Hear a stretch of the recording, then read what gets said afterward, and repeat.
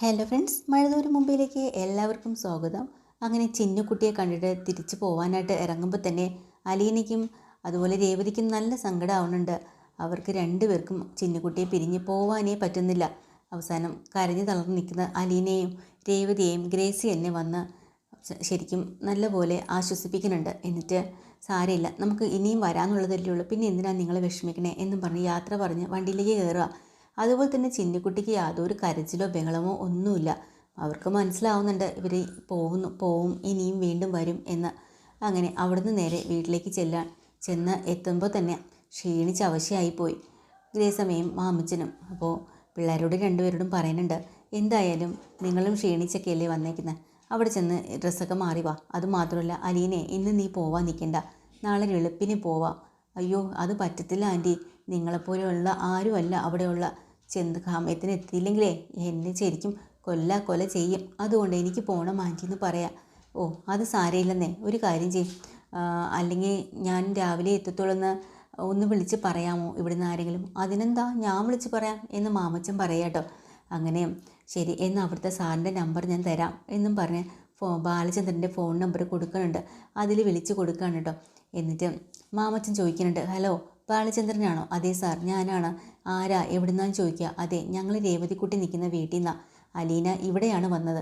നമ്മളെല്ലാവരും കൂടെ ചിന്നുകുട്ടിയെ കാണാനായിട്ട് പോയതാണ് കൊല്ലത്ത്. തിരിച്ച് വന്നപ്പോൾ തന്നെ ലേറ്റായി. ഇനിയിപ്പോൾ അലീനെ ഈ രാത്രി ഇവിടുന്ന് പറഞ്ഞു വിടുന്നത് ശരിയല്ലല്ലോ, അവിടെ എത്തുമ്പോൾ ഒത്തിരി ലേറ്റായി പോവും.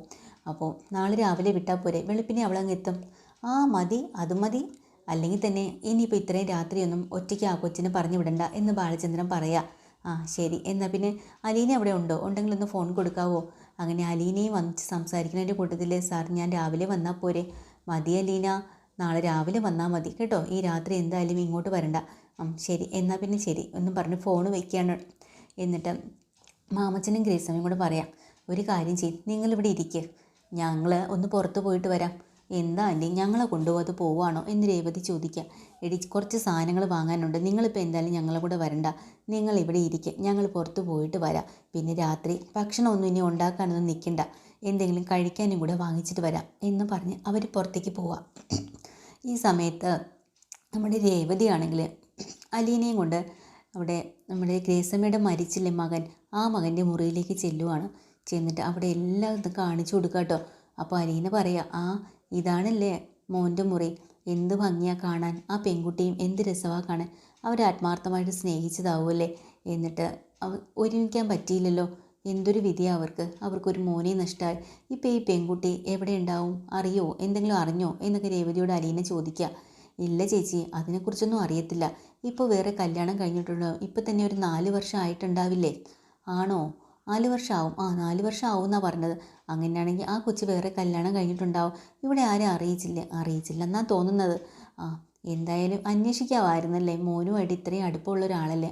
അത് ശരിയാ, പക്ഷേ ഇവിടെ ഒരു ഡയറി ഉണ്ടായിരുന്നു കേട്ടോ ചേച്ചി, അതൊക്കെ ഞാൻ പിന്നെ ഇവരുടെ ഫോട്ടോയൊക്കെയുള്ള ഒരു ആൽബവും അതൊക്കെ എൻ്റെ മുറിയിലിരിക്കുക, ഞാൻ അവിടെ വരുമ്പോൾ ചേച്ചിക്ക് മുറിയിലേക്ക് വരുമ്പോൾ കാണിച്ചു തരാം.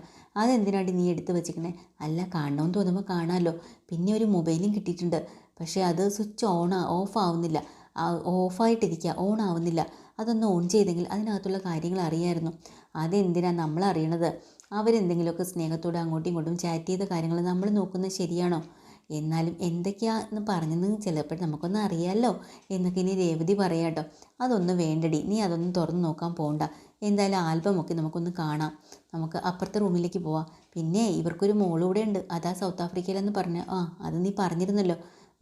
അത് ശരിയാ, നല്ല ഭംഗിയുണ്ട് ഈ കുട്ടിയെ കാണാനല്ലേ എന്നും പറഞ്ഞ് ആ കൊച്ചിനെ ഇങ്ങനെ ഫോട്ടോയിലൊക്കെ നോക്കി നിൽക്കുകയാണ്. അവരപ്പുറത്തെ മുറിയിലേക്ക് പോവാട്ടോ.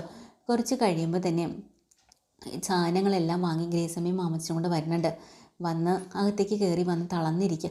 പിള്ളേരെ ഒന്നും കാണുന്നില്ലല്ലോ. അപ്പോഴാണ് ജോസൂട്ടിയോട് പറയാം, ജോസൂട്ടി കൊണ്ടുവന്ന സാധനങ്ങളെല്ലാം കാറിലിരിപ്പുണ്ട്, എല്ലാം എടുത്ത് നീ അകത്തേക്ക് കൊണ്ടുപോയി. അങ്ങനെ കുറച്ച് പച്ചക്കറികളും ഒക്കെ ആയിട്ട് സാധനങ്ങളുണ്ട്. പിന്നെ അലീനയ്ക്ക് ഡ്രസ്സൊക്കെ എടുത്തിട്ട് വന്നു കേട്ടോ അവർ.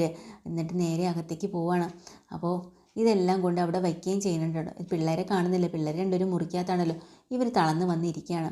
അലീനയെ ഈ ഡ്രസ്സ് കാണുമ്പോൾ തന്നെ സന്തോഷമാവുമായിരിക്കും എന്ന് അവർക്കറിയാം. അങ്ങനെ അവർക്ക് കൊടുക്കാനുള്ള സാധനങ്ങളും ബിരിയാണിയും ഒക്കെ വാങ്ങിച്ചാണ് വന്നിരിക്കുന്നത്. ഇത് സമയം തന്നെ നമ്മുടെ ബാലചന്ദ്രൻ അറിഞ്ഞ പാടെ തന്നെ ഓ അവിടെ ടി വി കണ്ട് രസിച്ചിരിക്കുകയാണ് ബബിതയും കൃഷ്ണയും അതുപോലെ വൈജയന്തിയൊക്കെ. വൈജയ് ഇങ്ങോട്ട് മാറ്റി നിർത്തി വിളിച്ചിട്ട് പറയാം, എടി പിന്നെ ഇപ്പോൾ നമ്മുടെ അലീന നിൽക്കുന്ന വീട്ടിൽ അവിടുത്തെ ആളിപ്പോൾ വിളിച്ചിട്ട് പറയുന്നുണ്ട് അലീന ഇന്നിപ്പോൾ വരത്തില്ല, നാളെ വരുള്ളൂ എന്ന്. അതെങ്ങനെ ശരിയാവും? അവൾക്ക് ഇന്നും കൂടെ അല്ലേ ലീവ് കൊടുത്തിട്ടുള്ളൂ.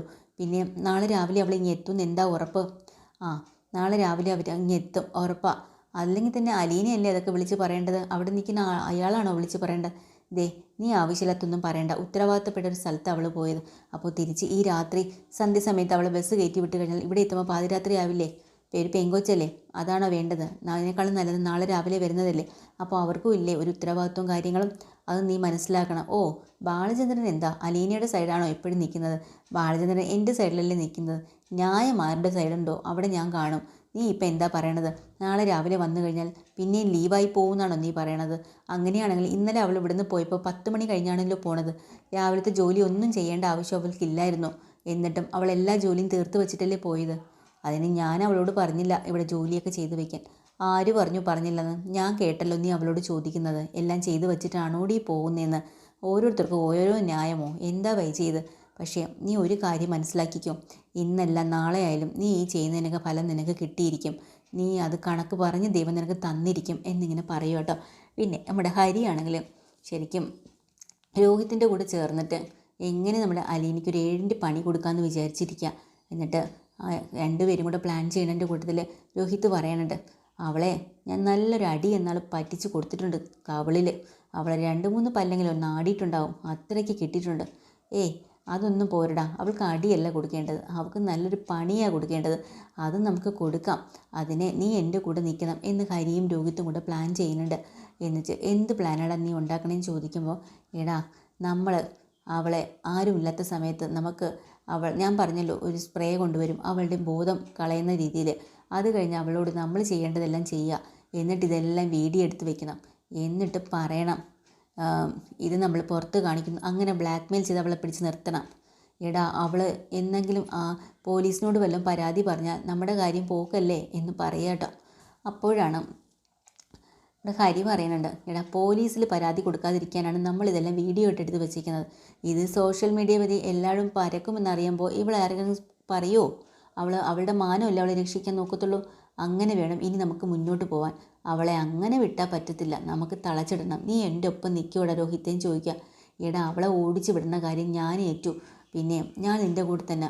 ഏയ് അത് പറ്റില്ല, അങ്ങനെ അവളെ ഒറ്റ സ്റ്റെപ്പിന് ഓടിച്ചു വിട്ടാൽ പറ്റില്ല. അവൾ നമ്മളെ കൂടെ ഇവിടെ തന്നെ വേണം, നമ്മുടെ ആളായിട്ട് കൂടെ നിർത്തണം അവളെ. ശരി എന്നാൽ ഞാൻ എല്ലാത്തിനും നിൻ്റെ കൂടെ തന്നെ ഉണ്ടിടാം. അങ്ങനെ ഹരിയും രോഹിത്തും കൂടെ അലീന വരാൻ വേണ്ടി കാത്തിരിക്കുക കേട്ടോ. എപ്പിസോഡ് തീരുക. പുതിയൊരു എപ്പിസോഡ് വീണ്ടും വരാം. ചാനൽ ഇഷ്ടമായി ലൈക്ക് ചെയ്യുക, സബ്സ്ക്രൈബ് ചെയ്യുക. Thank you.